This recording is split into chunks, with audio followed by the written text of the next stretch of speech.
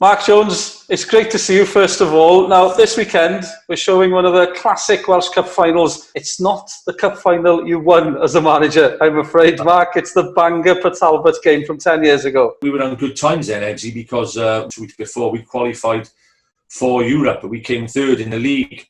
So we had the advantage of going to the Cup final, if it is an advantage, with a little bit of pressure off. It was brilliant for us, for Port Talbot, a club like us, to get into Europe.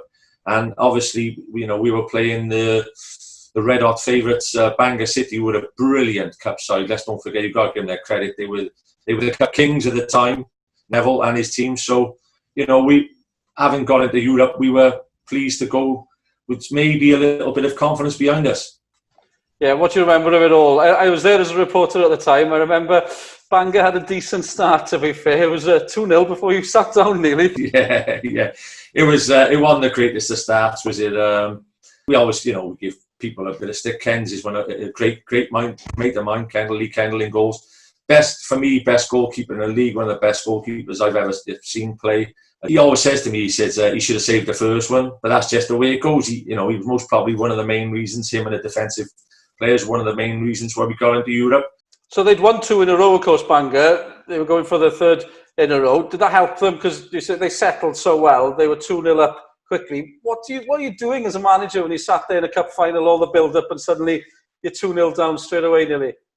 Oh, MC, you're looking round, you're clasping your hands to get you 2-0 down. It was at Parc y Scarlets, wasn't it? It was at Parc y Scarlets, and the whole of Port Talbot that turned out. It was fantastic. The support was always brilliant with Port Talbot. They were great supporters, but this time the whole town had turned out. So a 2-0 down, you go off at half time and you're getting a few, shall we say, people in the crowd telling you how you should manage, and that's just how football is. So at half time you go in and you do your little bit to try and get the players going again, and they responded. They responded superbly in the second half.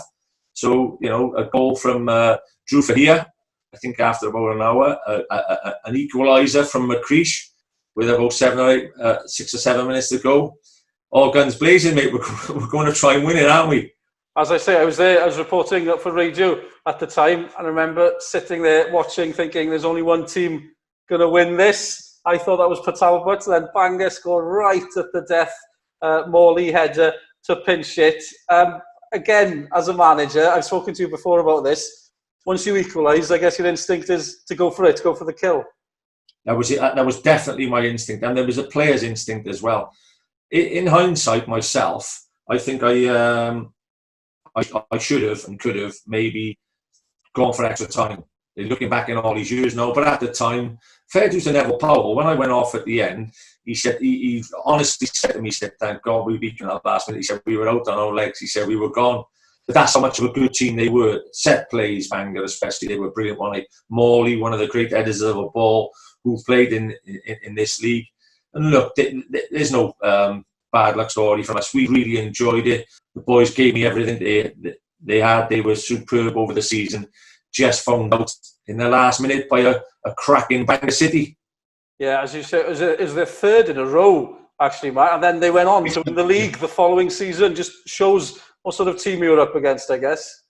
Underrated. In their time, most probably underrated, Bangor. Some great players and very hard to defeat. Everybody said they were hard to beat at Farrow Road.